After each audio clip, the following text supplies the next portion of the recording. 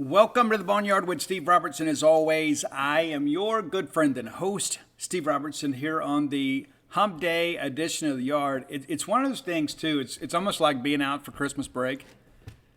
You know, we didn't have Mike Leach on Monday. We didn't have player interviews on Tuesday. We won't have coaching interviews today on Wednesday. So I'm not sure what day it is. I had to remind myself, hey, it's recording day. Then I began to think, well, there's not a lot to talk about, but there is. So I turned to you on our jeanspage.com True Maroon board, and I said, hey, we'll do a mailbag show today. So we're going to change the format up a little bit. Going to answer your questions. We're going to do our regular ad read, so there won't be a top 10 list today. Some of you people are happy about that. Some of you aren't. But we're going to go through your questions, and I'm going to give you answers. Now, I will say this. I've done this show before, and sometimes it takes me a little longer to get through all the questions, and I do my best to get through all the questions. Some of them are repetitive, but we're going to knock them out. Before we do, let's thank our friends at Bulldog Burger Company. I love Bulldog Burger Company. Probably going to get dinner there tonight and probably get it to go. Sometimes I can be a bit reclusive. May get it for dinner tonight, kind of leaning towards the Bryant, not sure yet. You know how it is, that moment of truth. Like you think, oh, well, now I've got to make the big decision because I don't know when I'm eating Bulldog Burger Company again. I want to mess this up, right? I got to make sure I satisfy the craving. They have something that will satisfy each of your cravings. That's the best thing about a place like Bulldog Burger Company. The best place to get a great restaurant quality hamburger in these parts. Be sure and check them out today. 3 great locations to serve you. University Drive here in Star Vegas with that fabulous new patio area. And it's good patio weather now, too. Gloucester Drive there in Tupelo, and then the newest one, Lake Harbor Drive in the Ridge and Flowwood area. Have the spring rolls as your appetizer. They'll make you better looking. In addition to, they're extremely tasty. And then get that chocolate shake to go. I'm a big fan of a dessert to go. Right, because a lot of times I'm in a hurry, but I want to have a bit of a palate cleanser. About 10 minutes, when you feel like you're getting close, go ahead and let them know. Hey, that way when you pay your check, you can walk out of that chocolate shake, and you'll feel great. Your whole day will turn around. Bulldog Burger Company, the place where people go to meet. M-E-A-T. All right, now, I posted the thread over on our True Maroon football message board. We have multiple boards over there. Some other sites don't. We do, because we get a lot of traffic. There's some other network sites that just have the one board, and then you've got to go 4 and 5 pages back to find the conversation you were reading earlier today. We try to make it a little bit easier for you. So let's jump right in. Pretty exciting stuff here, for sure. All right, so this was the disclaimer that I had. I said it's a bye-week Boneyard. So we're going to do things differently. Just posted the questions in a thread. They don't have to be state related. They could be team. They could be recruiting, hair care tips, 80s metal. All that was encouraged. And now it's time. It's time for us to take a look at what you guys want to know. The very first question is Caleb Cunningham a State fan? Now, many of you are saying, Steve, who's Caleb Cunningham? Well, Caleb Cunningham could be the best in-state wide receiver prospect from the state of Mississippi since A.J. Brown. And A.J. Brown, in my career, is the second best wide receiver prospect in the state of Mississippi. That's the company of which Caleb Cunningham exists at this point. You say, but Steve, who is number one? We'll get to that later. So one of our listeners had a question along those lines. So Caleb Cunningham is a 2024 5-star receiver from Choctaw County High School, right outside of Ackerman, Mississippi there. And I'm told, yes, that he did grow up kind of cheering for the Bulldogs. But that will not be a major factor in his decision. There are a lot of people, of course, that, like my kids, to be for an example, hey, they're going to Mississippi State. My youngest one's still making a decision. He's not an athlete. Well, he is, but he's not a recruited athlete. But Caleb Cunningham does have some affection for Mississippi State. How much of that matters remains to be seen. This is a young man that has already exploded on the scene. He is a 5-star receiver, rated a 99 by 247 Sports. Got a ton of early offers. Mississippi State was the first. But you run it back down here. I mean, it's, Florida State, Florida, Ole Miss, Oregon, Georgia, Alabama, and he's traveled some too. He's been out and seen some of these places in person. Excuse me, he's 2025. Pardon me.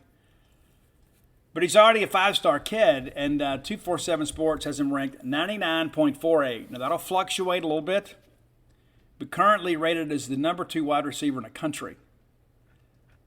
So I don't know how much it matters. Now, and here's another thing, too, especially with small-town Mississippi guys. In the beginning of this process, everybody says, I will go anywhere to play college football. And they mean it. They do. They just haven't lived long enough yet, right? But they mean it when they say it. And then in the end, they pick a school closer to home and say, well, it's close to home. I'll be able to share it with my friends and family.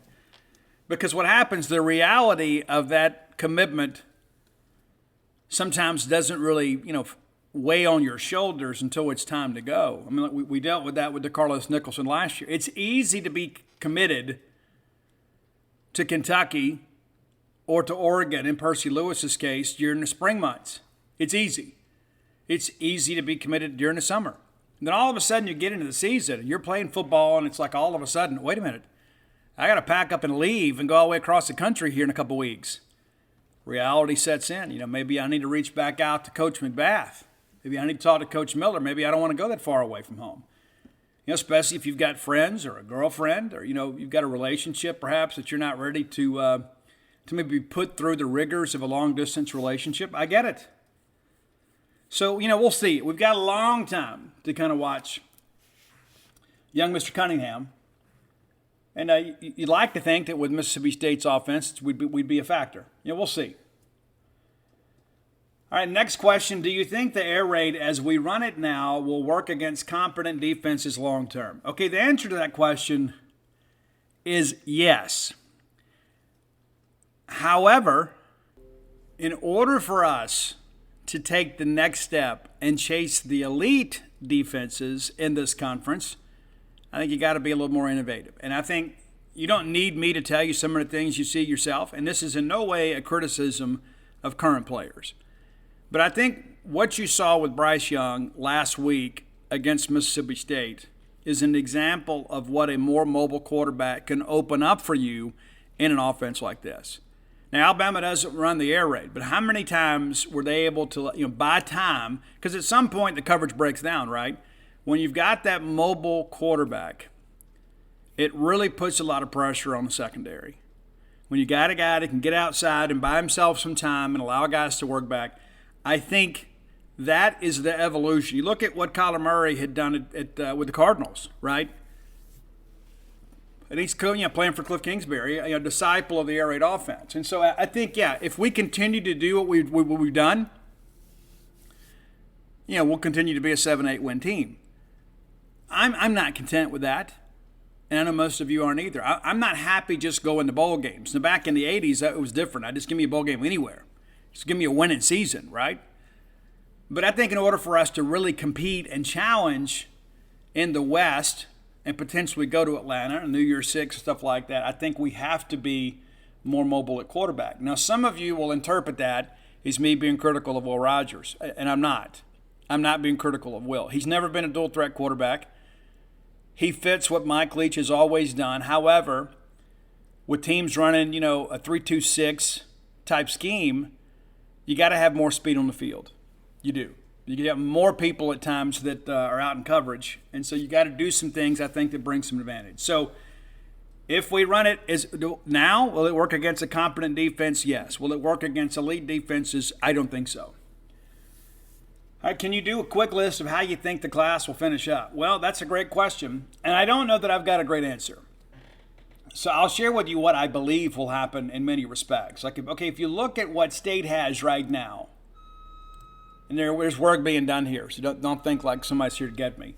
All right, you have 16 commitments. I expect State's class to settle around 25. So you got 9 more spots to work with, and of course there will be some ebb and flow with the portal. You may have some guys leave, which may open up opportunities for other guys to come in. But the reality of it is, I think it'll settle somewhere around 9 to 10 new members of this class. As it runs down today, you've got a quarterback, a running back. I think based on what you know about the possibility of one or two of your running backs going pro and one or two of your running backs going in the portal, I think it's got to be a 2 running back class. And I think you have to go out and get a guy that is a complementary back to Seth. I don't, you've got to go out, I think, and get that guy like a Dante Dowdell. I think that is a guy's a perfect fit. I've said before, we should have offered him back in February and March, and he just figured out. But I suspect you'll see a second running back in this class. Is that a junior college guy? I mean, do you get in a situation where what if Woody and DJ both go pro, and then Hargrove goes in the portal? Well, then I think you've got to go sign 2 high school backs and maybe even get you a guy out of the portal yourself. And maybe you get that guy in January. I don't know. But I think conceivably you could see 3 running backs in the class. I don't expect that, but that is a possibility. You have 3 receivers now committed in this class. I suspect you'll take at least one more. And under the right circumstances, take another one. Now, I know that, like Steve, why would we take 5 receivers? We are pretty wide receiver heavy, but that's kind of the way the scheme works. And I won't be surprised if one guy leaves. So I think you adjust, in time for spring practice. But absolutely, I think you take one more wide receiver for sure, and then possibly another. Offensive line, 4 is a certainty, 5 is a possibility. Now, here's the thing that I think it's important to understand, too. A lot of people say, we'll just go get in the portal. Okay, well, we've done it last year. Do you remember how frustrating offensive line recruiting was in the portal last year? It's like you go find a guy from Sacred Heart, FCS guy, probably an NFL prospect. The next thing you know, the kid has 25 offers, and he's got 10 days to make a decision. It's difficult.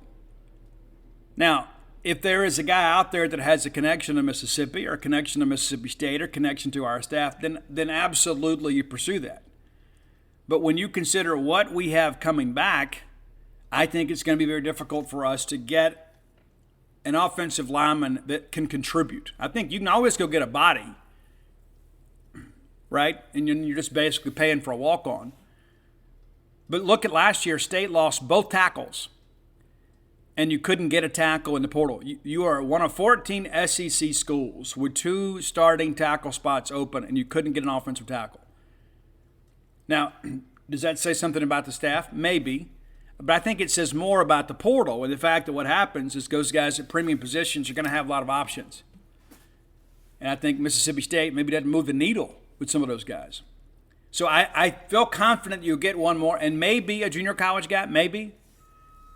But 4 is a certainty, 5 a possibility. On the defensive line, you only got one guy committed. That's Joseph Head, who was one of the first commitments in the class, one of the first guys in Mississippi to announce his decision. I feel really good about Gabe Moore from Louisville High School. Really like him a lot. I think he slides into the inside and plays on the interior. I think that he is a guy that will probably put on 40 pounds of muscle here in the next couple of years. I think State gets him. Caleb Bryant's a guy from Vicksburg, of course, that State's been on for a while, and he wants to visit USC. He wants to go all these places. I suspect you're going to see his official visit schedule change a lot in the final weeks of this situation. I really do. He was previously committed to Utah. The day that he announced it, I said on our message board, there's no way this thing sticks. It didn't. He's an impressionable young man. He's recently attended a Mississippi State home game, so State's still on him. But I was told in the beginning it's going to be a 3 D-lineman class, but it may end up being 4. There are some D1 bounce backs that are in junior college. You can say, well, Steve, why don't we just go get a guy at the portal? And maybe we will. But there are some other guys in the Mississippi junior college system that are bounce backs. So that's important to kind of get to. Linebackers, I think we're good at backer. We have 3. Does there emerge a best available spot on defense for LaKendrick James? At this point, I don't think so. I think if that happens, you probably use it, on a safety or a defensive lineman. And I like that the D-line class from last year. I really do. Trevion Williams, Calvin Dinkins, and then you got Tack Hoover from the year before, Deontay Anderson. You've got some young guys, and that brings up an argument. Maybe they should have played more this year, but I think many of the games have been kind of nip and tuck until late. And so hopefully they play a lot against East Tennessee State. We can rest guys and get ready for the battle for the Golden Egg. Defensive back, this is where I think you're going to see a lot of traffic down the stretch here. State with just a couple defensive backs, committed at this point. I love Jalen Abram. I love Kelly Jones. I love Dante Kelly. They're all somewhat developmental guys. So I guess it's 3 defensive backs. But you're going to need some more. And I look for State to be really, really, really heavy in the safety market here late. And there's some guys out there playing corner on the high school level that are going to be safeties. But when you begin to think about, you look at, Jalen Green, he'll be moving on. Asias Ferge, moving on. Marcus Banks still be around. Sean Preston, Colin Duncan. You got some guys that are moving. Our scholarship distribution thing, I work on this thing from time to time, and if somebody goes back and helps me, and they mess a lot of stuff up, and I have to go back and fix it again. So for those of you that go look at the scholarship distribution report, I will go back and fix this thing again. I'll commit some time to it tomorrow, and I'll get that fixed. I'm looking at it now, and I can't make heads or tails of it. And a lot of it's because of the COVID stuff. And again, I don't know why people want to go help me. Just leave it alone. Let me handle it. Let me handle it. All right. So, and again, I don't think we scholarship a kicker or a punter unless we go get somebody at the portal late. All right. Percentages of landing the following. Isaac Smith, I still think that's probably somewhere around 80%. And I hate to even quantify, percentages. But I think State is going to get Isaac Smith. Yes, both of his parents attended Ole Miss. Ole Miss is kind of trying to rekindle the relationship there. We'll see how things go. But for a while there, they didn't really recruit him. And so they're coming in late. And Ole Miss obviously already has some safeties committed. Isaac Smith, of course, is being courted by Mississippi State as a guy that could potentially play as a true freshman. And with State's needs at the safety position, there's obviously an opportunity there to play next year. Dante Dowdell, I would still say this is probably around 60%. I think it's better than 50-50, but not much. I think deep down, he's always wanted to be a Bulldog. And then it's kind of like the Isaac Smith thing. It's like Isaac Smith, grew up a rebel in a rebel household, and then they didn't really show him a lot of love. And so it's like the reverse here. Dante Dowdell, State has recruited him, and there have been a few guys that have stayed in contact with him throughout the process, but State only recently offered him. So I think you're making up for lost time here. It's a similar situation, though. I think State's done a great job with Isaac Smith throughout the process and recruited him harder than anybody. But the Dante Dowdell situation is much different in that respect. State, I think, was not on him early enough, and so you're playing from behind. Caleb Bryant, I think he's going to keep everybody guessing until signing day. I would say it's about 50% there. Now, Ged Perkins, I love Ged Perkins. I do. He's committed to Ole Miss, has been for a long time. He's listed under the name Suntarine Perkins. He's out of Raleigh High School. Love his game. I think he's a linebacker on the next level. I think State's chances of getting him are about 10%. There's talk that he may take an official visit here. Things may change with him. He's got a lot of Ole Miss people around him, and I don't mean that in a negative connotation. Dante Moncrief went to Raleigh High School, and Dante is a hero to those kids at Raleigh, as well he should be, right? Great young guy that had a great college career and then, was in the NFL for a handful of years, was even a Pittsburgh Steeler for a while. I'm a Dante Moncrief fan. And so I get it. I understand it. It's like, hey, this guy went to Ole Miss. He went to the NFL. If it was good enough for Dante, it's good enough for me. So I think, again, State, I think has done a good job making this interesting. I just think in the end he's going to have a tough time pulling that off. May end up at Alabama, but I don't think he's going to end up at Mississippi State. Another question. I know signing day is a little ways away, but do you think we have a chance of any surprise commitments or flips? If you're meaning in our direction, I say yes. I think, and I don't want to get too deep in the jug here, right? But there's a couple guys out there, one in particular that's committed to, let's say, another school that you're familiar with, that has had regular conversations with Mississippi State that could be intriguing, and we'll see. But, you look at Dante Dowdell, he's committed to Oregon. So that would technically be considered a flip. I don't know that it would be a huge surprise at this point. But I also never rule out Steve Spurrier Jr., right? Never, ever. Because Spurrier is always on the hunt. Spurrier is always out there, big game hunting. And so I won't be the least bit surprised at all to see him come up with a late name. He went and got Ra-Ra, he got Simeon Price, Antonio Harmon, of course. Then he comes up with Makai Polk. I never discount the efforts of Steve Spurrier Jr. And there's always a guy that kind of pops up late, like last year with Justin Robinson, eventually Jordan Mosley. So it's like that. You can't ever just say, hey, we've got it all figured out, because Spurrier is such a wild card. You never know what he's going to come up with. All right, our next question, and there are several here, from my friend Dog Season 12. One of the great contributors to our message board community, a guy that's obsessed with receivers. All right, Steve, what is your stance on the banner logo for athletics? Do you believe it's time to move on to a more fan-crave logo like the script state, when it's so obvious to a lot of the fan base share varying levels of disdain for the banner logo on athletic uniforms? All right, so here is my honest assessment of this. I think that the banner logo is an absolutely perfect logo for the university. Like when you give out those tie clips and lapel pins and things like that, I think it's perfect. Put it on the diploma, whatever. I think it would be well served as the official logo of the university. I just don't think it works as well on the athletic uniforms. I have never in my life purchased an M-State banner hat. Never. Now, I don't wear a lot of hats these days, but I bought a lot of hats.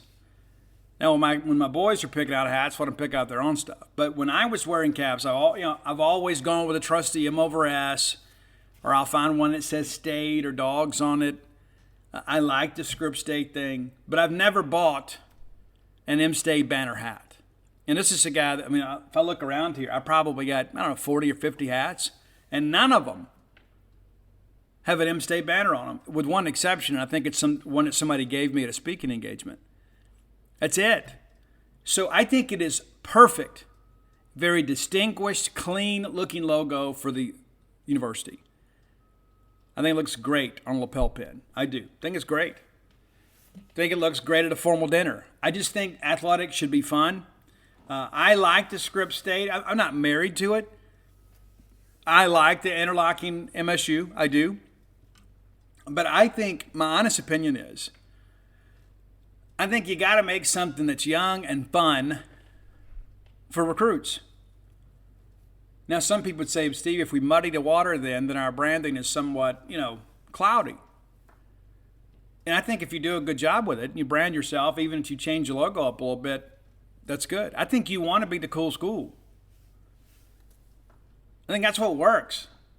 And not to mention, you're going to sell a lot more merch that way. Let me be honest with you. Nobody is running out to go buy another M-State banner shirt or polo. Now, when it gets down to Christmas time and you got to go get something, you may end up with one of those. But all of a sudden, if you released, hey, we're going to do this for 90 days or whatever, hey, new State script polos, you're going to have a lot of people be motivated to say, dude, I got to have that. I'm going to go get that. And so that's ladder of awareness marketing 101 right there. So we're going to make you guys aware, hey, maybe we do it for a limited time. Or maybe once a year we roll out something new, like the Vault collection is great. But I think the best way to brand yourself is to have people wearing your brand. And then when people are going out and buying new clothes, they're more likely to wear them than the old dusty polo in the back of the closet. Let me give you an example here. Dog season, hang in here with me. Gene Simmons of KISS, the legend himself, the demon, Gene Simmons, does not wear other bands' logos. He doesn't. He said, why would you ever want to market for somebody else? Now, KISS has basically had the same logo forever and a day for going on, 45, 50 years. But they bring changes to it. Now, the KISS itself remains. But you go look at the album covers and the shirts and everything else, there is always something to make it fresh. That's where we are. We have got to do things to make it fresh, because why would people continue to buy Kiss merchandise? I mean, think about it. I mean, Kiss has been making music for 50 years now? And every time I turn around, I see somebody with a new Kiss shirt. Well, it's the same old Kiss shirt. I've got a Kiss Destroyer shirt that I bought last year. Why are people continuing to buy Kiss merchandise? Kiss hadn't put out any new music in forever. It's because people want to identify with that branding. It's like, hey, this is a classic band. I want to support them. I want to rep their brand. That's what Mississippi State's got to do. We got to get people that are excited about repping our brand. And I just don't think the banner logo does it. And I may be in the minority, but I don't believe so. I've seen the internet polls. I've seen the polls on Gene's page. I've seen the Twitter polls. I believe I'm in the majority here when I say I just think people want something a little fresher. That's just my honest opinion. And again, love the M-State banner logo in an official capacity on behalf of the university. I just don't think it works well on an athletic uniform. And maybe that's just me. We're 32 games into the Leach era. We're an even 16-16 and 2/3 of the way through season 3 with an experienced veteran team sitting at 5-3. I don't know that I would say we're an experienced veteran offense. I think we are a team that's got a lot of age, but maybe not a lot of experience. And we're sitting at 5-3. And those are my comments. Without predicting and playing hypotheticals of the outcome of the next 4 games, what are your honest thoughts on what you've seen through these 32 games? Where do you think this is headed? Is your gut feeling we finished strong this season and you like where we're headed? Or do you feel some uneasiness and uncertainty or have concerns about whether Leach can get us over the hump? How about all of the above? I am optimistic that State will get 7. I am hopeful that State can get 8. I do not expect to get 9. We're talking regular season. State, the good thing for State is we have been really good at home. 3 of our 4 remaining games are at home. The one that matters most to a lot of people is on the road. But you never know what shape both teams are going to be in by the time you get to the Golden Egg. We've seen it 1,000 times over. There's no point in us playing the Golden Egg today. We're going to play it on Thanksgiving. But yeah, we should beat Auburn. We should beat East Tennessee State. We should lose to Georgia. All right, that gets you 7 wins heading into the Golden Egg. And in the battle for the Golden Egg, what are you going to do at the end of the year if State and Ole Miss end up with the same record or a game difference between the two? There's a lot of people that kind of crowing, oh, look at Ole Miss is doing this. Listen, Ole Miss is doing what they're supposed to do, but Ole Miss hadn't played anybody. It played somebody with a pulse last week, and they got crushed. They're going to play kind of an injured A&M team. That whole program is fractured right now, and that may be a dangerous thing, to be quite honest with you. You got to go on the road. You're going to kind of have an apathetic fan base in many respects, but you may be backing an animal in a corner here. You still got to tackle Devin Aching. Yeah, but we'll see. But yeah, so I suspect 7-5, I think is a certainty. 8-4 is the hope. And I think if you win 8 and get the egg back, I think everybody is thrilled. No matter what happens in the bowl game. If you win the bowl game too, I think all of a sudden people are like, okay, yes, we are headed in the right direction. But if we go 6-6, no matter what happens in the bowl game, there are going to be a lot of people who are going to say, you know what, I'm not renewing season tickets next year. It's not. Now, I believe in Mike Leach. I believe in the scheme. I do think you've got to make some change. We have seen some change this year. We're running the football more, and some of that is a byproduct of the maturation of the quarterback and the maturation of the running back position. But I don't think you see Will making a lot of bad decisions this year. I think Will's decision-making processes get better. So I have a lot of optimism for next year. I'm eager to kind of go through that schedule when we get a little more time. But I am still on the bandwagon for Mike Leach. I know many others aren't, and it's so easy, when we've lost 2 in a row. The euphoria we all felt heading into the Kentucky game, it's like, dude, we've won 3 in a row. If we can get to 6, if we're 6-1 going to Tuscaloosa, we don't even care about the game, right? Because if you got 6, you feel like you got 8 in the bag and possibly 9 in the regular season. It's amazing how deflated people have been since losing that game at Kentucky. And Kentucky's not a bad team. And they beat us. There's no ifs, ands, or buts about it. All right, you're the head coach of Mississippi State, You're in charge of setting the numbers for recruiting preseason. Let's work off the assumption you got 25, 26 spots to use, even though the only number that counts is the 85, which is correct. What's your strategy as far as spots go to high school, JUCO, and portal guys? I think it depends on the year. And I'll be honest with you, I wouldn't take many junior college guys anymore. Not many. The first thing that I would say about that is there's a reason these guys are in JUCO. I don't say that to hurt anybody's feelings. My oldest son played college baseball in the Mississippi Junior College system. Okay, and the reason that he played JUCO is he wasn't seasoned enough to go play Division I baseball. That's the truth. He had the grades, he had the talent, he had the want to, he had the drive. He didn't have the size. And he needed a little more seasoning to get bigger. I probably should have held him back a year like everybody else did their kids, but I didn't. So I'm a proponent of the Mississippi Junior College system. I just think the way the portal is set up now, I would rather have a guy, warts and all, that has had 1 to 2 years of experience on the Division I level than I would 1 to 2 years in a junior college level, because they've seen it up close. They've worked at better facilities. They've had better strength and conditioning programs. And again, that's not a slight. That's just the reality of life. Give me the guy that has had some experience on the senior college level over the guy at the junior college level. And listen, there's going to be some studs that come out of JUCO ranks. But the JUCO talent pool is not what it once was, because used to guys had to go to JUCO. It's like if they decided to move, they'd go to JUCO if they had a year left to get on the field, they'd blow up. Well, guys don't have to do that anymore. And so as a result, the JUCO talent pool has been drained. So I'm saying maybe 1 or 2 spots. I used to always say I would take a JUCO defensive back and an offensive lineman every single year. If nothing else, for depth, right? I don't feel that way anymore. I would go out every single year, and I would hit Mississippi hard, and I would work the border states, and I would spot recruit, and I would go out there and probably sign 16 to 18 high school kids every single year. I would not commit the bulk of my class to the portal. I think it's too new. And again, there's a reason these guys are in the portal, and some of it is their fault. And I think if you commit too many spots to the portal, you open up the odds being against you. You're not going to hit on that many kids. And so I think maybe you limit your liability a little bit. Maybe you have six to 8 spots depending on your particular needs that year, because you're going to have some guys at the portal. But if you're out there, we're going to give a dozen spots to the portal or even more, I think you're asking for trouble. And that's just my personal opinion.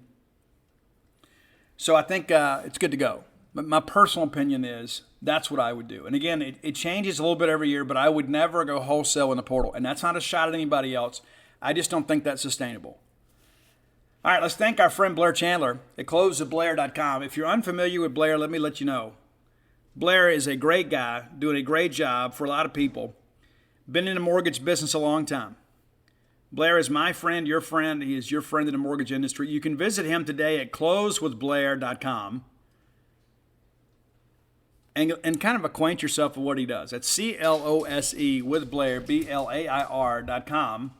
His phone number, 601-500-2344. Again, 601-500-2344. If you let him know that you heard about him on the Boneyard, he's going to pay for your appraisal. What a great value that is. Be sure and check him out today. It's closewithblair.com. Top 1% close ratio in the country, 2 years running. Works with Fairway Mortgage, recently voted number 1 in customer satisfaction. Maybe you're a non-conforming borrower with an atypical property, but I can assure you Blair has seen it all and done it all. If there is anybody that can get your loan closed, it is Blair Chandler. That's why we have closewithblair.com. Be sure and get your loan closed by doing business with Blair Chandler. All right, back to your questions. Hey, Steve, can you give us a rundown on your thoughts on our basketball team and coaches? Okay, the first thing I'll tell you, Paul does an amazing job covering the men's basketball program for us. Robbie does an amazing job covering the women's for us. There's nobody on the beat doing a better job on either topics or teams than those guys. I will tell you this.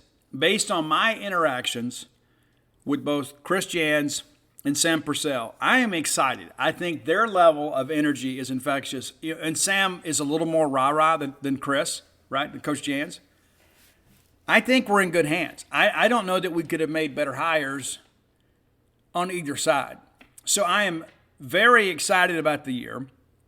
I think the women have a chance to make the tournament. I think the men are going to have some things go their way to make it. And I think it's one of the, well, Steve, Ben Howland was always an NIT guy too. Yeah, this is year one with Chris Jans. But I believe Chris Jans is going to bring a very blue-collar, offensive-minded basketball team to our floor. I think they're going to be fun to watch. I think you're going to want to come out. And that's the thing, too. People have kind of gotten in the habit of not going. We'll just watch at home. And I think Sam and Coach Jans both are going to do a good job kind of getting the students back out there. That's an important part of things. The students are the lifeblood of that arena. When the students are there and lit, so is everybody else. And I love the students. I do. One of my own is among your number. And maybe another one soon. Okay, here's a question off topic. Speaking of my children. Steve, what is the best parenting advice ever given to you?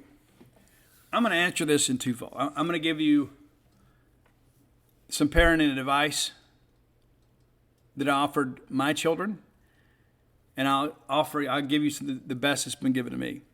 So I've thought about this a lot since reading this question. And I think and I can't even remember who told me this. It was a guy I worked with. I think it was Frank Thomas, maybe been Jim Sears. But he said, pack the car every chance you get. Get away from home every chance you get with your kids. Get out and make memories and do things, because it is far greater to do things than have things. Those memories will sustain you for a lifetime. And so he's like, when I was younger, I wish I'd have packed the car more and worried a whole lot less about my golf game. I wish I would have taken my boys fishing more. I wish I would have been more involved with my girls more. And so that's one of the things. I think I've done a good job of that. I think my kids would tell you that I have. But I can promise you this, before I became an adult myself, and I guess when I was a teenager, I was able to make some state games. But when I was a kid, I could count on one hand how many times we went to a Mississippi State football game. We watched them, we listened to them, and occasionally we got to go to them. Some of the greatest memories of my life, win or lose, is the fact that my dad cared enough to pack the car and take me to experience something that was important. It was important to me. It was important to you. It was a big deal to be at the ball game. And it gives you a chance to reconnect with the family. And you find out you're not alone. There are a lot of people out there that love Mississippi State. That's one of the reasons that I love going. And I've shared before, too, and I wrote this in a little Facebook thing one time. It's like, one of the reasons that I go to baseball games, home or away and everything else, is because that's where my dad is. We lost my dad now 16 years ago now, 17 years ago. And I know where he is. I know where to find him. He is going to be where the Bulldogs are playing. And so I go, and there are times that I have like a moment with my dad. And that sounds kind of weird, and I don't mean to be weird with you. But it's helped me to go out there and get out there, and I know how proud my dad would be that I'm there. And so I continue to pack the car, and a lot of times I go alone because now I don't have young kids at home anymore. And there are times I'll have everybody meet me somewhere. Hey, well, let's all go meet, go to the ball game together, or we'll go to this concert or whatever. They have their own lives now and are beginning to have their own families. But it's pack the car. Worry less about the finances and worry more about the opportunities. And I would say some of the best advice I've ever given I would say really to all my kids, but specifically to my girls. Because I've seen this, firsthand, with people that I care about. And, it's get a job that not everybody else can get. It gives you some job security, right? Get an education. But I've always told my girls, specifically my girls, I don't ever want you to be in a situation where you're dependent on some man. I don't ever want you to be in a situation where you're in a bad circumstance and you can't afford to leave. I'm not always going to be here. Their mom's not always going to be here, right? They may not always have somewhere to run. But if they're educated and they're professionals, they have an opportunity to get out and go do some things for themselves and for their kids. They don't have to stay in a bad marriage. And so I have impressed that upon them. And listen, we don't always agree. I got two very opinionated, smart-mouthed girls, and they come by that honestly. But I can say, when it's all said and done, I'm going to get a computer engineer and an attorney out of the deal.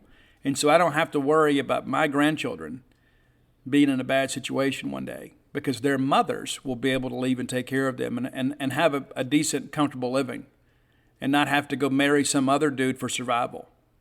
It's important to me. I have done my best, and maybe too good a job at times, to raise very independent and free-thinking young ladies. And they certainly are. And I'm exceptionally proud of both of them. And again, we don't always agree. And sometimes we have disagreements, and it gets a little bit spirited at times. But I'll never love them any less. And in fact, I love them more in those moments when they feel comfortable enough to share an opinion that they think maybe is unpopular with me. So I'm very proud of all of my children, very proud of my girls, very proud of the young men that I've raised.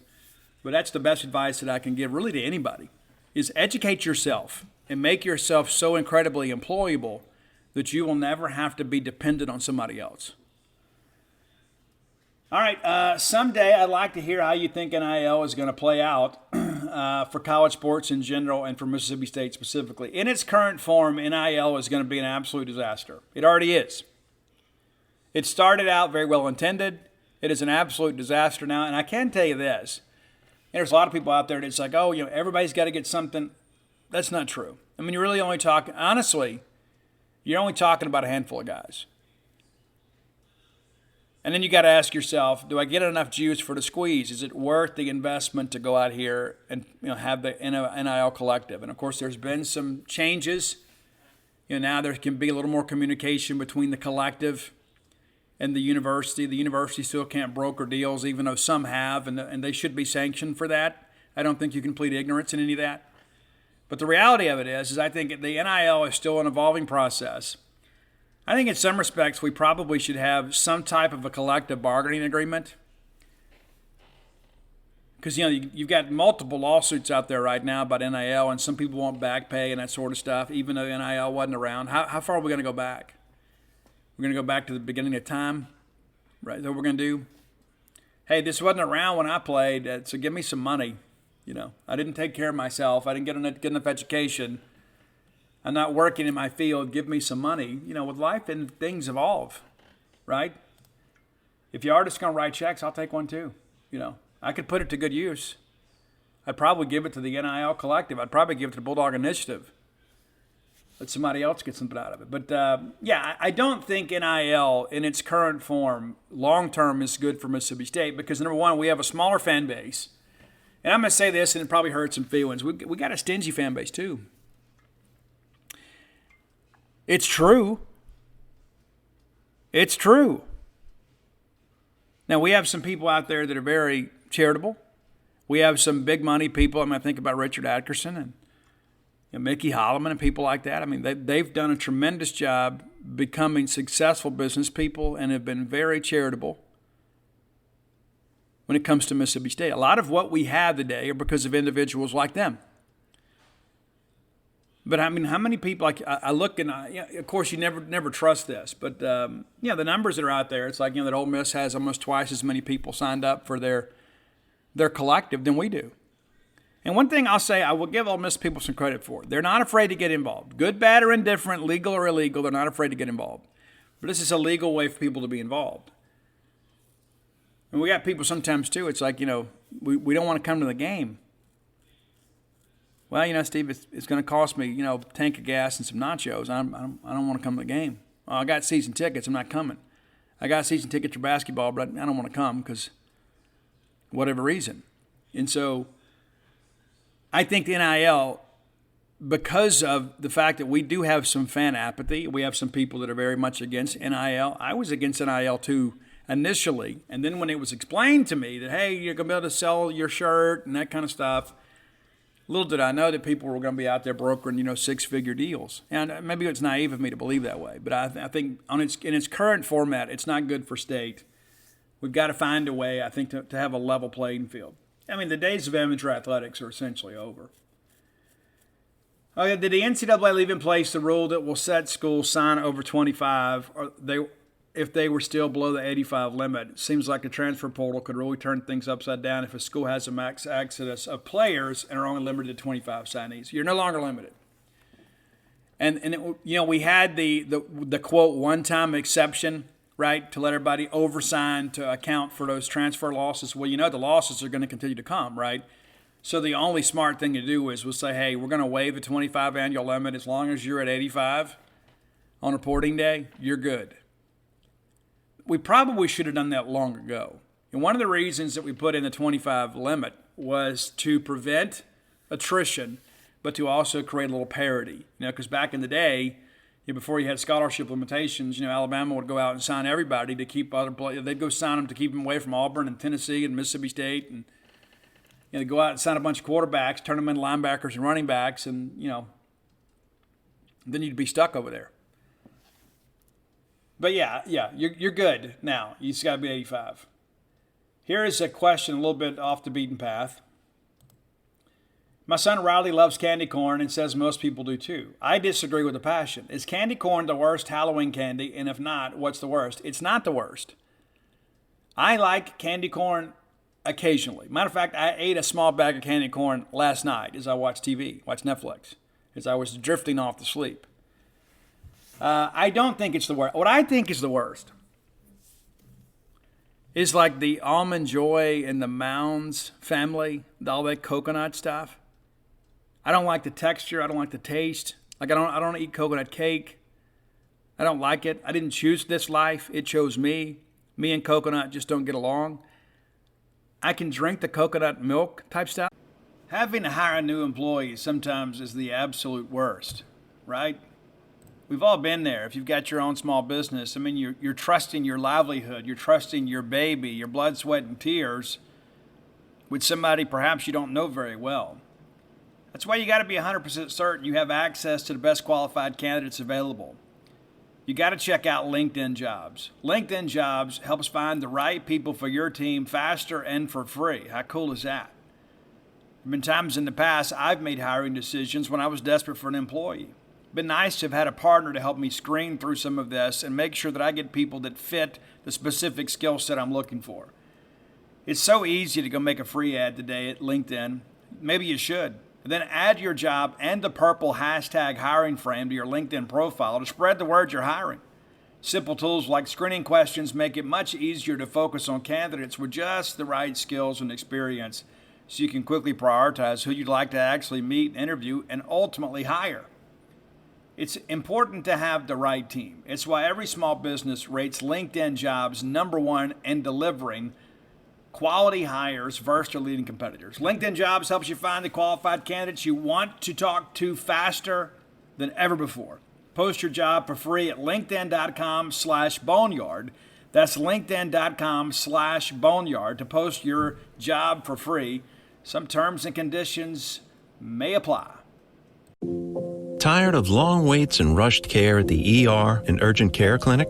Next time, stay home and let Dispatch Health bring the power of the hospital to you. I call Dispatch Health. A care team of medical professionals actually come to your house. They're the same caliber of people that you would see if you were at a hospital or an urgent care. Dispatch Health can treat most non-life-threatening emergencies. They can do the x-rays, they can do stitches, urinary tract infections, blood test, urinalysis, ultrasound. It's almost everything that they can do at the ER. You never feel rushed. They're there for you and only you. I felt like their only patient. And it costs no more than a trip to urgent care because Dispatch Health is covered by most insurance, including Medicare. See if we serve your home at dispatchhealth.com. Dispatch Health really went above and beyond. It's wonderful to have care come to your home. House calls are back, and they're better than ever. Learn more at dispatchhealth.com.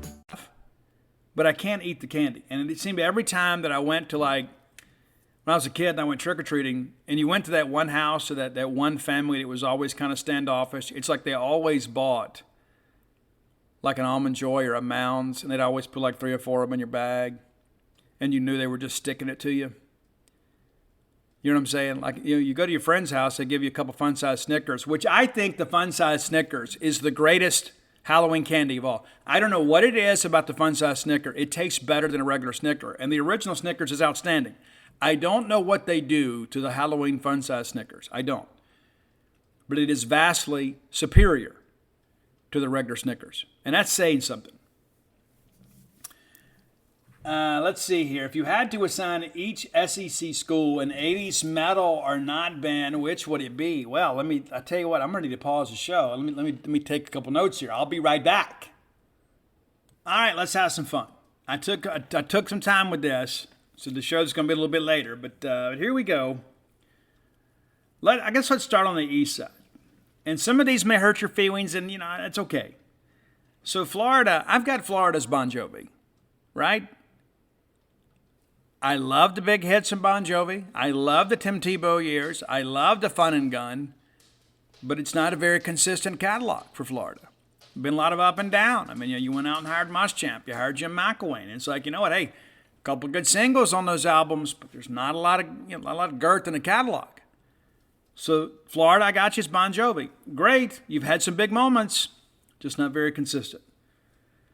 I got Georgia's Whitesnake. Now, if you knew how much I love Whitesnake, you'd understand what a comp this is. Georgia, kind of like David Coverdale.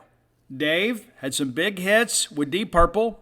He disappears for a while, comes back with Whitesnake, sets the world on fire, and now all of a sudden, there's a bit of a renaissance here late for Whitesnake merchant material. Kind of like George in the Vince Dooley years. Had the big moments, kind of like Dave did with Deep Purple. Then all of a sudden, Kirby comes in, and it's like the self-titled album, Slip of the Tongue. George is back. They're everywhere you go. They're on the radio. They're on MTV. And next thing you know, they're winning a Grammy. That's Whitesnake. All right, Kentucky. And I struggled with this one a little bit, too. And I decided to go with Great White. Because I like a lot of Great White songs. I don't like a lot of Great White albums. And what I mean by that is like, okay, Once Bitten, I think is fabulous. From start to finish, it's the best Great White album. It is. Kind of like that 10-win season here a couple years ago for Kentucky. But how many times have we seen it? Kentucky has the big win over Florida and then finishes 7-5, 8-4. So the season is not much to really speak about. And then, like every year, somebody's like, "Oh yeah, we'll put Great White in there. Who do you want to see on tour this year? Oh, there's Rad and there's Motley. Oh, let's put Great White on the bill." And you're all excited because like Great White is a standalone, may not be as fun for you, but it's like, "Oh, dude, I can't wait to see Great White because you're so excited about the full bill." It's kind of like college football season, right? Oh, we're picking the East. Oh, well, listen, Kentucky was 7 or 8 wins last year. They got to be good. And it's just like a Great White album. It's like once you get to a couple of big hits, the next thing you know, they're losing to UT Chattanooga, right? That's a Great White album. It is, and I love Great White. I do. Just not a lot of consistency on the album. Okay, Missouri is Winger, right? And even though that's not maybe as sexy as it should be, Missouri's not a sexy school, and maybe Winger was. And I'm a dreamier version of Kip Winger, in case you didn't know. But like when Missouri joined the conference, much like Winger, Kip Winger was the former bass player of Alice Cooper. They hit the ground running. Next thing you know, they get here. It's like, boom, we're here. We're in the SEC championship 2 years in a row. And then you never heard anything else from them. And every time you go, hey, whatever happened to Winger? Like, whatever happened to Missouri? When you're staring 4-8 in the face, man, it's like all of a sudden, the Winger reunion tour. Yeah, the Winger reunion tour, with their big stop at Dave's Dark Horse, right? I mean, you know what I'm saying? They go from playing arenas to this. So I think Missouri's college football program is kind of enigmatic when you look at Winger. You hit the ground running, and then you disappear. South Carolina, I struggled with this one a little bit, but I went with Cinderella. I like Cinderella. I do. I like Cinderella a lot. I love those first 3 albums. And, of course, there hasn't been anything since then. But, South Carolina showed up in the conference, and they were just kind of here. Kind of like Cinderella. Cinderella was kind of like, the pinto bean rolling around in a pot of chili, right? You got a lot of great things in there, a lot of good ingredients. It's like, kind of like we talked about with Great White. It's like, yeah, I love Bon Jovi. I love Cinderella. I love Motley Crue. I love Whitesnake. Oh, you like Cinderella? Yeah, man, throw them in. Yeah, throw them on in there. And that's kind of how South Carolina is. It's like, would you really pack up the car and drive 3 states to go watch Cinderella perform?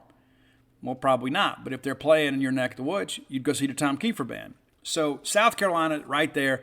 Some solid moments, of course, with Steve Spurrier. A couple of good years with Lou Holtz, but they've never quite gotten there. They've never had their moment. And yes, I know they won the East and they went to Atlanta, but they've never had that big shining moment. Tennessee is Kiss. And a lot of it's because they're riding on what they once were, right? You know, you wanted the best, you got the best. It's, Johnny Majors and the Volunteers. Now, Tennessee's having a great year this year. Absolutely. Kiss is out on the reunion tour, opening the casino on the Gulf Coast. There's all kind of crazy stuff like that. But let's be honest. Kiss, nor Tennessee, has had a lot of big hits in the last several years. Of course, Tennessee gets the big one over Alabama. But by and large, when you look at this program, much like Kiss, they haven't had a lot to really sing about. So they're riding and kind of living off what they once were. We talked about Kiss twice on the show today. All right, let's go to the West. Alabama's Metallica. Most consistent metal band out there. And listen, St. Anger was terrible, and then the whole thing with Lou Reed was contrived and ridiculous. But they're going to sell out arenas every single night, no matter where they play, no matter who's opening, no matter what night it is. They're going to sell out because people want to come see the show. That's Alabama. Consistently great. Auburn's Rat. I like Rat. I do. But Auburn is another one of those teams and yes, I know they won an national championship with Cam, just like Rat ruled the metal world in '85 with the Invasion of Your Privacy album.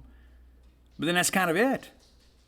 It's like, yeah, we have some big moments, but it's like, hey, we released, the Out of the Cellar album, but wait a minute, there's, Ozzy's got Bark at the Moon out here. We've got, Motley's got Shout at the Devil. So you kind of get lost. It's like when you're good, there are some other people that are a little bit better. And that's kind of what Auburn's been going through now. Like right now, Auburn is in the shambles and Rat not together. They're once again estranged.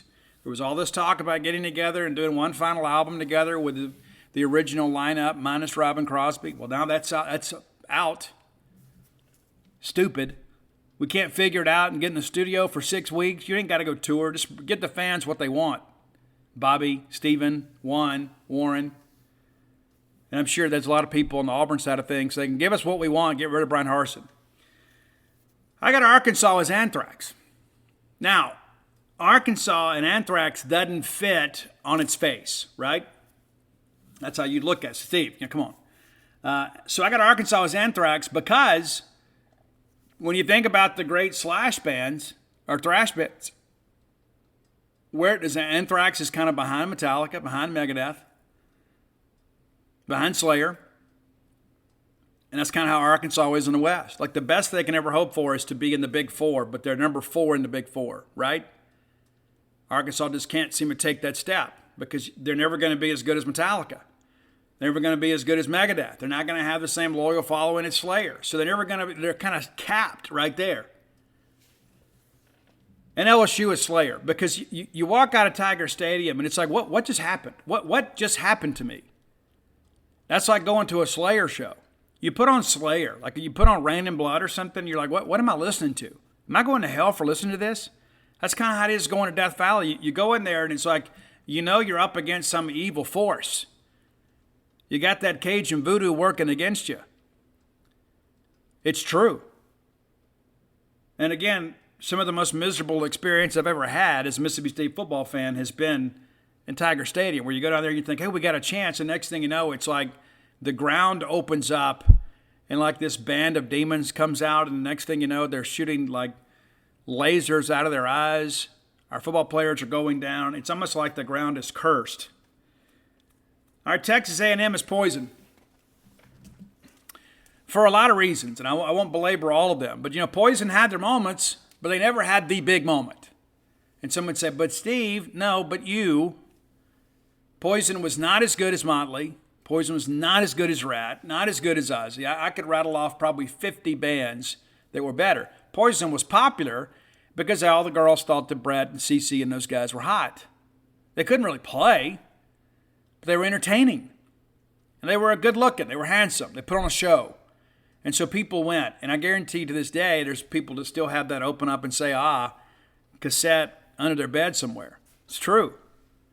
They sold a bunch of records. but they never really got their big moment. It's kind of like A&M. They spend all this money and put on this big budget show, and they can't get to Atlanta. They can't have their moment. Mississippi State's Motley Crue, right? We've had some big moments too, and our bigs are big, right? We'll win a national championship in baseball. We'll go to the Final Four. We've been to Atlanta. We've done a lot of things that a lot of other bands haven't done. Not to mention, we got the best tattoos, and we got the best looking women, right? And sometimes those two go hand in hand. We're Motley Crue, for better or for worse. And they're back together again, selling out arenas. And you say, but Steve, what about Ole Miss? Well, we step outside the genre here. I had to find a band that fits Ole Miss. And no band fits Ole Miss better than Menudo. That's right. I said it. They sold a ton of records, but they never had any hits.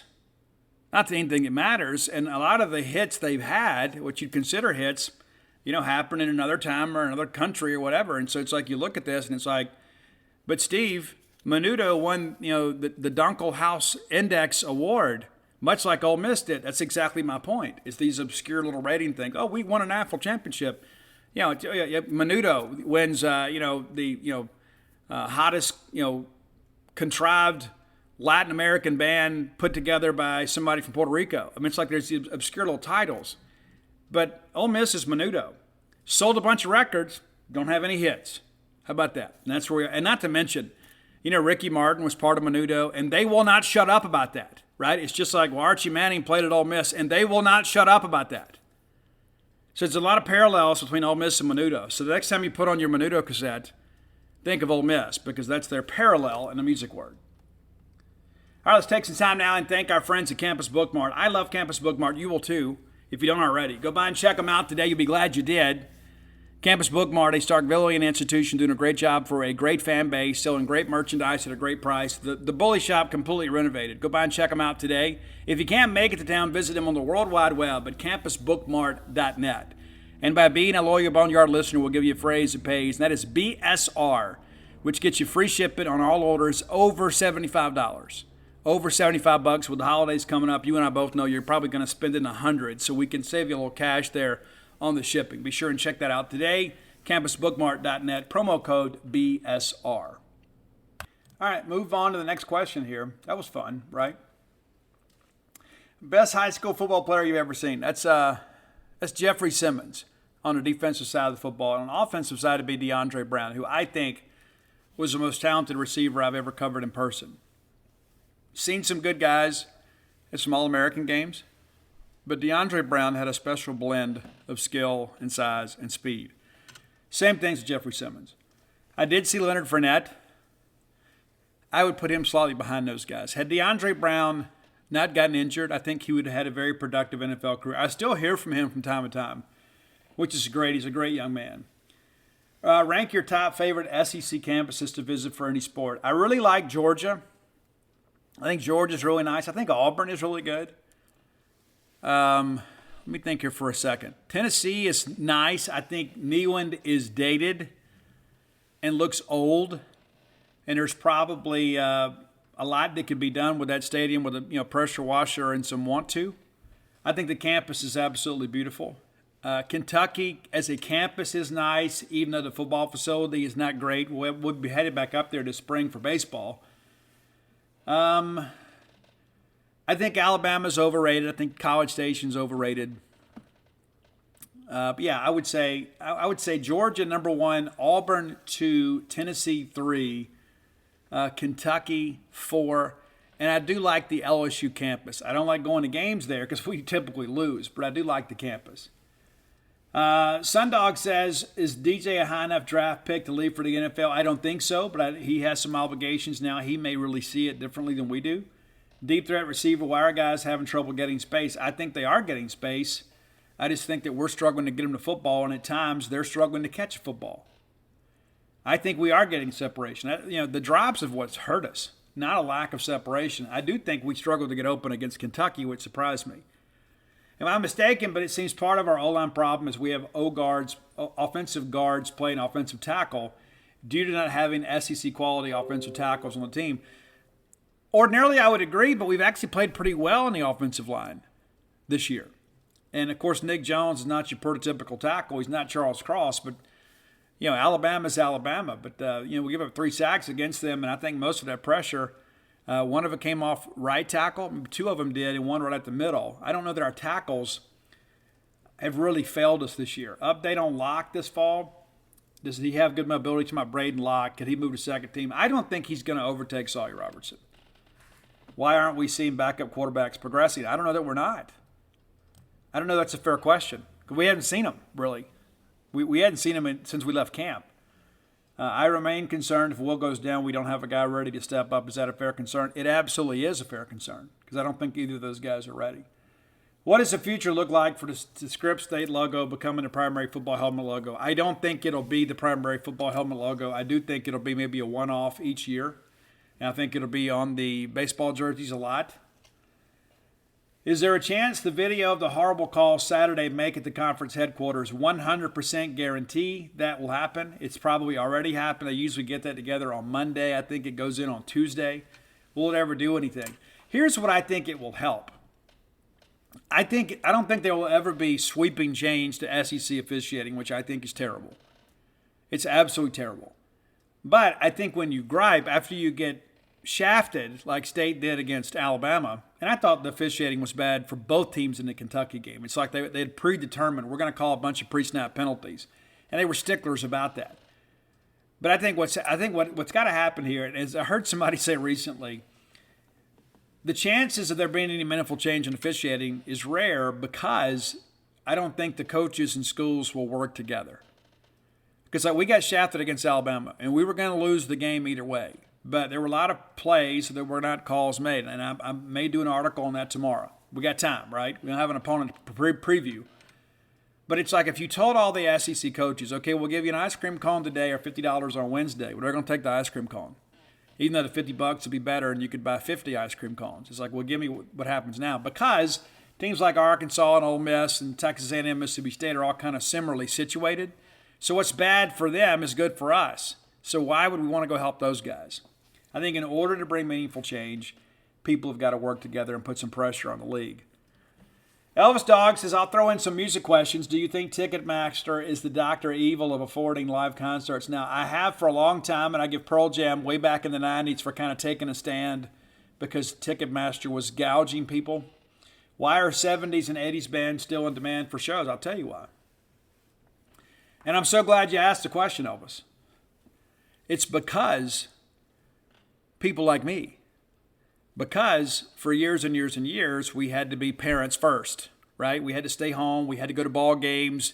We had to go to dance recitals. We had to go to watch our kids play in the band or be cheerleaders. Well, now our kids are aging out and going to college, and we're becoming empty nesters, and we're sitting around kind of looking at each other. Well, it's like, well, now what? I don't know. Well, let's go see Leonard Skinner. Oh, they're playing? Oh, yeah, they're still on the road. Leonard Skinner's playing in Tupelo. Well, let's go. That's what's happening. Is it, that my generation is becoming empty nesters, and as a result, we want to go out and see bands, and people don't want to go out there and go to a club and see, they don't want to run into their kids at a bar, so they're going to arenas and they're going to major venues to see the bands that they grew up with. Do you think this one original member of a band on tour is a sham or a tribute? I think it's a tribute in most situations. Like I look at Foreigner, like Mick Jones is really the lifeblood of Foreigner. I know Lou Graham is not there. Kelly does a great job as a vocalist, and they can pull it off. But, that's one of those bands. If we're fair about that, Gary Rossington is the last living member of the true Leonard Skinner. But I think it's good to keep those songs alive, and those songs need to be played. If they're not played by those bands, even if you've got a bunch of hired studio musicians, who's going to play them? And the answer to that question is nobody. Brewdog says, predictions on baseball this season, good, bad, or the ugly. I think we're going to be good. I really do. And Mike Nemeth, we have talked to him recently on road trips about how good fall baseball. Mike has been to all the scrimmages, I think, but one. He loves Dakota Jordan. He loves David Marchand. Loves our pitching. Thinks we got a chance to be really, really good. So I think we're going to be good. I think we'll be back in the hosting discussion. Anything beyond that, maybe a bit of a bonus this year. Renardo's right hook, which is one of the best usernames on our board. Which players with college eligibility left after the season do you expect to try the waters of the NFL draft? By that, I don't mean getting their draft grades. I mean pursuing the next level. I think the one that I feel most confident about is Emmanuel Forbes. I do think Emmanuel is going to go pro. I think there is a good chance that Buki Watson also goes pro. May not be a good decision, but I believe that's probably the avenue both of those guys, will pursue. Could Woody Marks, could Dylan Johnson go pro? They could. I think it's a mistake. I think they need another year because you think 20 didn't count. So this is really their sophomore season as far as eligibility goes. I think you come back one more year, and then you still have some leverage to work with there. Is it too early to start wishing Garrett Riley into existence? Well, here's the thing about that I've learned. It's never too early to wish and hope, right? I think that's kind of how we all look at stuff. It's never too early to think about that. But I don't think that you're going to have him come be the offensive coordinator at Mississippi State. I think it'll always be Mike Leach's situation there. And a lot of people really like Garrett Riley, and they think that he is a guy that is on the upswing, and he'll be a head coach sometime soon. I just don't think it's going to be there at Mississippi State. All right, Crooked Letter Forever, another good name. What is your beard care routine? Well, it's wash and conditioning. I do have some beard oil and about to order some more. But usually I just see stuff pop up and I hear it or I'll see it or I'll be out somewhere and I'll buy it. But if you don't condition it, it'll get ratty on you in a hurry. And there's sometimes too, like if I go a few days without doing it, I'll look at, oh my gosh, I got to cut all this stuff. Honey Dog, maybe a touchy question, but how do you balance an honest opinion with maintaining good working relationships? I think you just tell the truth. You tell the truth without being vindictive, and I think people respect the fact that you tell the truth. When you go out of your way, and we've had some beat writers in our past that take a lot of glee in the misfortunes of Mississippi State, I think those people paint themselves and the profession in a negative light. But I think if you tell the truth and provide some balance, I think if you want to find negativity, you can find it. If you want to find positivity, you can find it. I try to be the voice of reason, and some people would say that I'm too big of a homer, which I don't agree. I'm always going to support Mississippi State, but we're not going to sit over here and just kind of gloss over major problems. And I think talking about it on this show is an important part of it. But I think if you just tell the truth, without maybe skewing that one direction or another, just report the truth. I think that maintains good relationships. If they know that you're going to be fair and even-handed when times are good, and then fair and even-handed when times are bad, I think you're always going to have access. Somebody else wouldn't be mad if we brought in Kingsbury as an analyst as soon as he gets fired. I think that he'll probably stay in the NFL.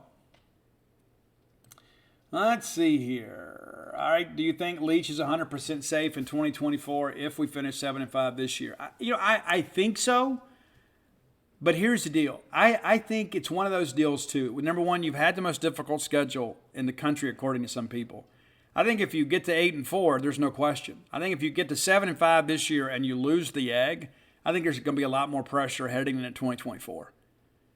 Like if you finish 7-5, let's say, God forbid, you lose to Auburn, but then you turn around and beat East Tennessee State, and you beat Ole Miss, and you win your bowl game. That way, you're ending the season, trending in the right direction. I think that people would be a little easier to accept that. I don't think anybody's going to be happy at 7-5, though. To be quite honest with you, because that's what we were last year. You go 7-5 this year, I think people feel like we're just kind of jogging in place. Even though we had a more difficult schedule, we had a better team. Let's see here. Davis Wade Dog says, what's your favorite place to be on a brisk, cool Mississippi afternoon in the fall, and what are you doing there? I love to be at Davis Wade Stadium. If I'm not there, I'm probably taking in like an outdoor event, like going to a show or something. I like going to see live music, and I go a lot. I'm thinking about actually next Friday, after I get done signing at at Mistletoe Marketplace, heading down to Hattiesburg to go see Josie Scott play, the former singer of Saliva. I've never seen him live. Thought about going down and saying hello. We have some mutual friends. So I'm going to maybe try to work in a meet and greet situation there. Go by and meet him. Thank him for his contribution to the soundtrack of my life. But yeah, I like going to shows. Let's see here. What, in your opinion, has to change to get this offense going again? I think part of the issue is that we've got to be ourselves. I think we got out of our element against Alabama. I think we expected to lose and we didn't play up to our potential. I think we overlooked Kentucky. I think we just got to get locked in again. I think getting some guys healthy will help. LaQuinton Sharp being healthy is big because you don't have to play with a reshuffled line. Getting Dylan Johnson back is big. I think him and Woody are a great tandem together, and Simeon Price doing some good things too. But I think the biggest thing is the offensive receivers. The wide receivers have got to play up to their potential, and I don't know that we have in recent weeks. And I think that's been a bigger issue than quarterback play, offensive line play, or running back play. I think wide receiver play has what's plagued us the last couple weeks. Over and under 10 current Bulldogs transferring out at year's end. I'm going with the under there. Is there any movement on the expansion of baseball scholarships, and what about the salary for a third baseball coach? I think that there will be some movement on this sooner rather than later as the Division I work group kind of makes some recommendations. And the salary for the third baseball coach is something that should have happened long ago. It's ridiculous. All right, final segment of the show brought to you by our friends at Portico. You guys know Portico. We've talked about them several times. Great place to live. If I was moving to Starkville, it's where I'd move. And you say, well, Steve, why don't you move there now? Well, there's a lot to this circus, man. It really is. Give Brooks Bryan a call. Brooks, of course, wore the M over S, was part of 2 Omaha teams. He knows what it means, what it takes to make Mississippi State great. 601-416-8075, 601-416-8075. Brooks, part of a great group of developers bringing this wonderful residential development to Starkville. 1.1 miles away from the Mississippi State campus. Very easy to find. You turn off 82 on the 12 like going to campus. The very first right is Pat Station Road. You go to the four-way stop, Boomer's Portico. You can start with a 2-bedroom, 2-bath home, go up to a 4-bedroom, 4-bath home, and really anything in between. If you need a custom build, they can help you with that. It's not all just cookie-cutter type construction. So reach out to Brooks to get more information. He's more than happy to help you. And if your real estate agent hasn't mentioned this development to you, maybe it's time you ask why. Make Portico your next move. All right, last few questions here. Odds on Saban and how much longer will he coach? Who do you believe replaces him? I think Saban, this sounds crazy. I think he's probably got 4 or 5 years left in him. Unless there's something unforeseen, right? I mean, like maybe, God forbid, he has some health problems. And listen, I think as long as he's there, we're all kind of playing for second in the West. And I think everybody realizes that.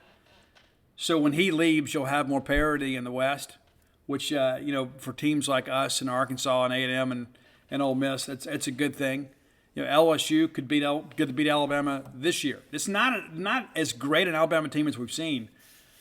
But, a couple years ago, it wasn't the best Alabama team we've seen, and they won an national championship, right? It's crazy. It just shows you the glory of Nick Saban. And who do you believe replaces him? I think it's going to depend on when he leaves, but I think you get a generational coach. I think you go get a guy that fits, a guy that's already won championships. I don't think you go get an up-and-comer. I think you go get a proven guy. You throw your weight around a little bit. And I don't know that I could name him today. But I don't think it's like Dabo Swinney or somebody like that. Maybe it is, but I don't think so.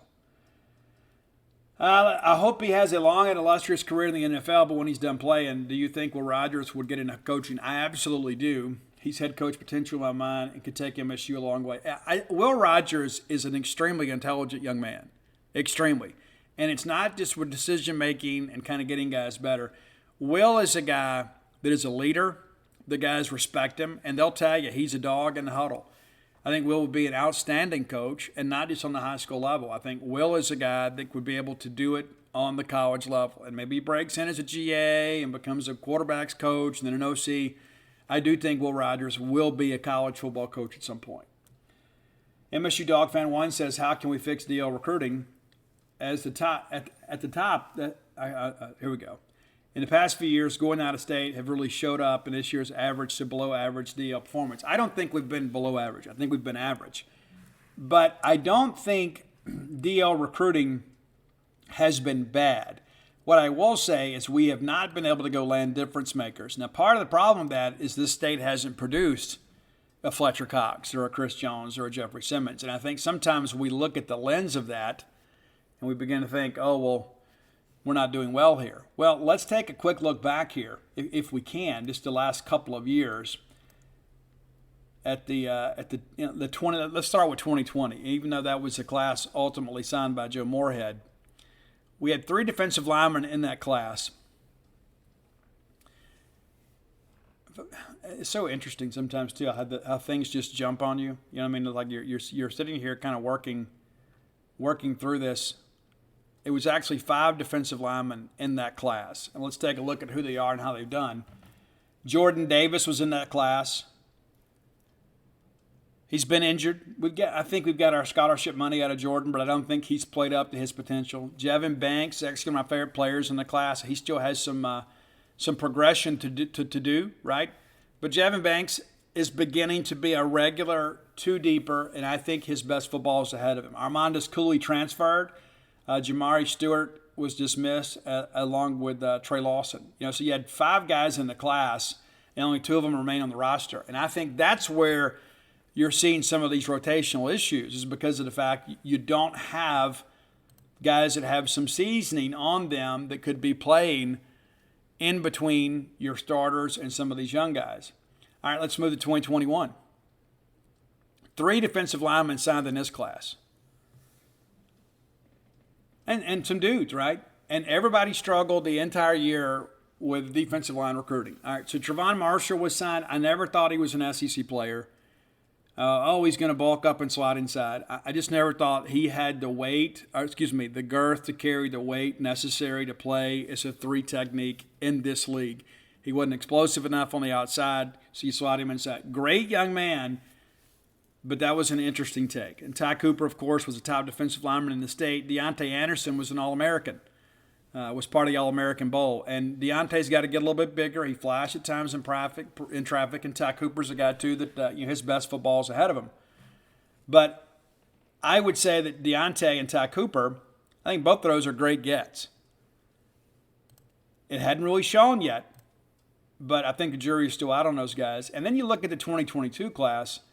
Trevion Williams, I think, will be the dude. I think he will be the guy moving forward that people are like, you know what? That guy is the next great Mississippi State defensive lineman. I absolutely believe that to be the case. Jacarius Clayton is a guy that I really kind of liked as an offensive lineman. He showed some flashes, but he's a guy that's kind of getting up to speed. He wants to play defensive line. He's a big, rangy guy.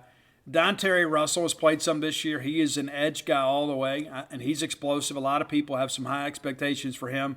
And there's Calvin Dinkins, a guy that was kind of born to play on the nose. Excited about him. So I like what we did last year. And that's the thing, too, with this year. I would just encourage you, let's see how the class settles and looks when it's all said and done.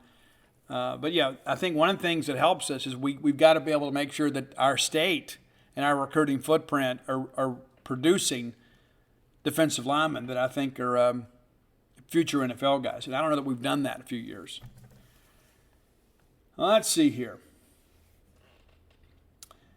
I guess that's our last question. Let me refresh here, because there were some duplicates in there too. So, there are some people that come here and actually tried to help me answer the questions. But listen, I appreciate everybody reaching out and their questions, and I hope that I answered them to your satisfaction. But I guess the final thing that I'll say, and I get this question a lot, and it's not on message boards or even on social media, but it's like in private conversations. People say, "Well, Steve, do you think Mike Leach is going to make it?" And I've had other people that have come up to me in the media say, "Steve, we really need Mike to make it. We need Mike to make it." I believe Mike does make it. Now, the question is, what do we define as making it? Is it getting to a ball game every year? Well, yes. Yeah, that's an easy thing. That should be a given, right? Are we routinely going to good bowl games? Well, I think yes. I think the question becomes is, can Mike put together one of those wild and crazy seasons like he did at Washington State, where you go out there and all of a sudden, even if you don't get to the playoff, you get to something substantial. You get to a point where everybody in this conference has to respect you. You get to a point in this conference where people are scared to play you. That, to me, is the bigger question. Not is can we win and can we go to good bowl games and occasionally maybe make a New Year's Six. I think That's possible. It's going to be difficult to make Atlanta until Nick Saban retires. That's just the reality of things. But we're asking these questions kind of on the heels of a bad loss to Alabama, right? I mean, yeah, there were some things. Defense played well. It's true. Offense outgained Alabama. Well, neither team really moved the football, and their situation was enhanced by the fact that we went for it on fourth down a few times. And so I think that's the big question, though, is can Mike Leach get us consistently to contend in the SEC West? Can he compete for 10-win seasons on a routine basis? And that's the thing where I don't know. I think the rest of it is absolutely assured. Winning seasons and mid-level bowl games every year, yeah, I think that's the case. But how do we get there? How do we get to a point where we have those seasons and we look back and say, man, 2014 was so much fun? How do we get to a point where we say 2023 was one of the funnest college football seasons of my life? And that requires you upsetting somebody. That means you going out there and beating somebody in their own backyard that maybe took you for granted. And I think the way you get there is you got to recruit better. Now, we've had some discussions, and again, there are some people that will always skew negatively, and there are some people that are always going to make excuses for Mississippi State because of their love for state, right? It's just like your own children. You kind of overlook their mistakes because of the fact that you want to believe the best about them. We make some mistakes. We do. But all that said, when I look at this recruiting class, there is some room for upward mobility, obviously. But you go out and you get Chris Parson. And that's just the latest in a string of great quarterback prospects that Mike Leach has been able to sign. You're going to be able to keep them all happy? I think it's impossible to do so. But you get Chris Parson to campus, and I think that we talk about innovation on offense. I think that he's the guy. But when does he see the field? It won't be next year, right? You don't expect, right? Is it in 2024? Is it in 2025? And if Parson wins the job, obviously some other guys are going to leave. I mean, that's just the reality of competition. And you respect it because you only get a short time in life to play football. But I think going out and getting guys like Creed Whittemore, that's another big part of it too. It's not just depending on the in-state developmental prospects to move you forward. You got to improve your out-of-state recruiting efforts, and I believe that's happening. It all kind of goes hand in hand. You got to win more to get a bigger recruiting footprint where you're not just so reliant on in-state players. But I think the lifeblood of this program has to be our in-state players. You have to win in-state. Just like the fact that Aiden Williams is going to Ole Miss. Now, I was told from the beginning if he stayed in state, it would be Ole Miss. I get it. And maybe he grew up cheering for Ole Miss, and that's fine. That's not in any way a shot at him. But we have got to be so incredibly persuasive with our play on the field that even kids like Aiden Williams can say, you know what, maybe I need to go up there and look at Mississippi State. Maybe I need to consider this, right? We need to at least make everybody feel the need to come and visit us. That's an important part of things. And I think that's not just about Mike Leach. It's not just about on-the-field results. That's our recruiting staff. And we have some very talented individuals working in that respect. We probably need some more. Right? And I don't make those decisions, but if I did, I'd say, hey, Coach, I'm going to allocate some more funds for kind of expanded recruiting staff. And listen, Mike's kind of guy too. It's like, hey, these guys are doing a good job. Hey, but Mike, what if we had a couple more people to do this, right? What if we did this and did that? Mike's going to be agreeable to that, okay? But the reality of it is it's not as simple as, hey, we got to win more games. How do we get to the point that we win more games? Well, you upgrade your talent level. Okay, well, how do you upgrade your talent level? Well, you upgrade the way in which you recruit, the way you evaluate, right? And I think the way you do that is you bring in some fresh blood. You bring in some people that are hungry and trying to kind of get ahead. That's a part of it to kind of understand. It's not just one thing. There's a lot of things that we can and must do better. Am I happy with where we are? No. Am I disappointed where we are? I would say no, too. I expected us to be 6-2, 5-3 at this point. But I'm like all of you. I mean, the thought of going 7-5 and losing the egg for a third consecutive year, that just doesn't appeal to me at all. It doesn't. Does that mean that I favor a coaching change? Absolutely it doesn't. But I think there has to be an understanding for everybody in the SEAL complex that losing in Oxford this year is unacceptable. If that means we got to lock you out of the building, and so be it. But the reality of it is that we got to get the egg back. and we need to find a way to get to 8 wins. And we feel like we should be heavily favored against Auburn and certainly East Tennessee State. That gets you to 7. You find a way to beat Ole Miss, you're at 8-4. And a lot of people, that's what we expected. We thought 8-4 was probably what you would expect this year. If we get to 8-4, win a bowl game, you win 9 games, all of a sudden everything gets easier. As Emery Ballard told me, he said, hey, partner, when you win the Egg Bowl, the water's cleaner, the air's fresher, and your girlfriend's prettier. And that's the reality of life. Nothing makes life better than winning, especially when you win a game that means so much to so many. So we got to find a way to get that done. But I think it's also important to understand many of the people that are the most vocal right now in their complaints kind of had us going 5-3 or worse at this point. There were a lot of people that didn't think we'd be able to beat Arkansas or A&M, and certainly not both. And so, but let's continue to gripe, right? And again, I understand it all comes from a good place because you want it so bad for Mississippi State. You put on that Mississippi State sweatshirt and T-shirt, you want it so bad. You want to be proud of your institution and of your football program. And sometimes when you get disappointed, we don't always handle that well. And I'm in the same boat too. There's sometimes it's probably good that I don't record a show for a day or so after a game because I get really disappointed. I do. And I'm there, and I pay my own expenses. There's nobody out there that writes Steve a check. I don't have an expense account. I pay my own expenses. I go to the games. I cover the games. And oftentimes the last guy to leave. And so I get it. I identify with the feelings that you're feeling. I do. And I think it's important that we all understand we all want the same things, and that's for Mississippi State to be successful.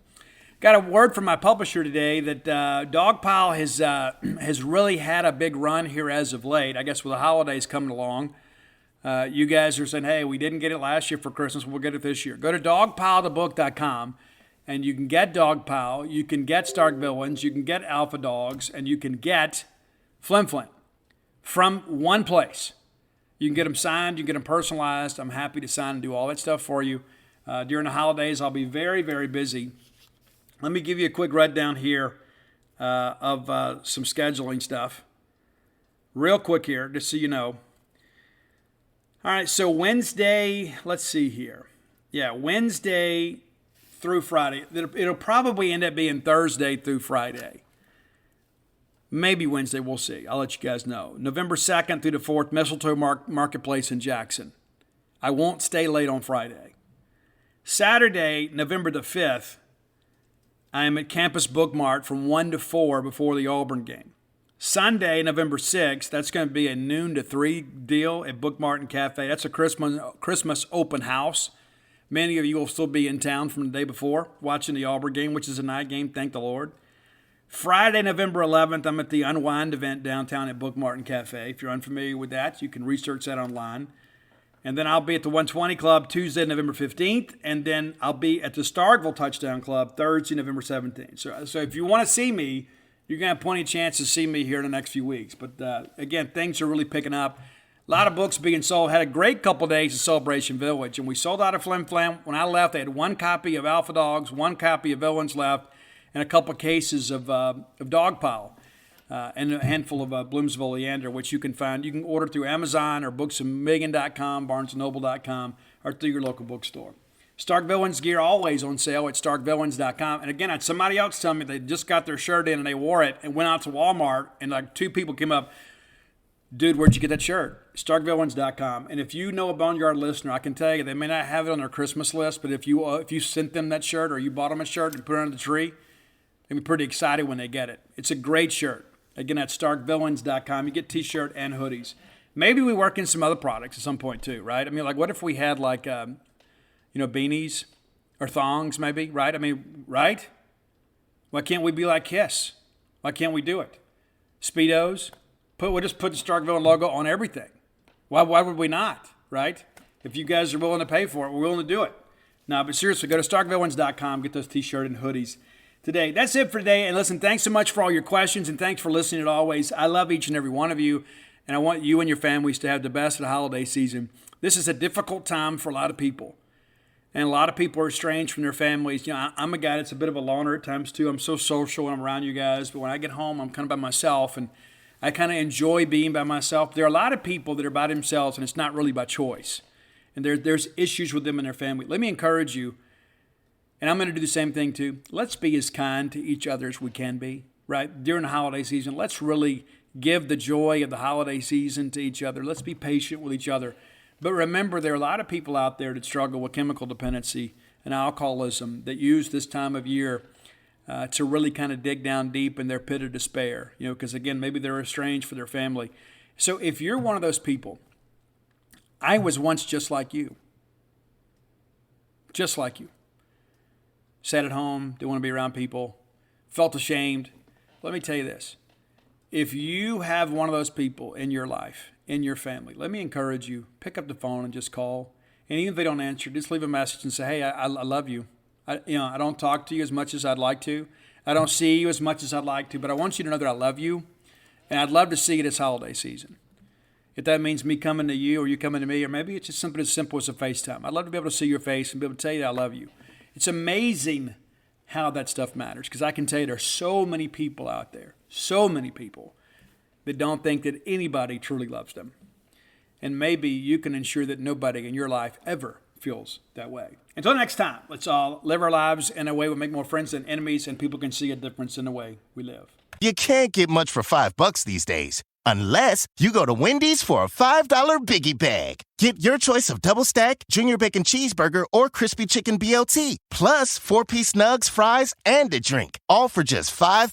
You got that bag. You got that Biggie Bag. You got that bag. That was smooth, wasn't it? That's how you're going to feel when you get that Biggie Bag at Wendy's. U.S. price and participation may vary. Includes 4-piece nuggets, small soft drink, and small fry. Prices may be higher in Alaska and Hawaii.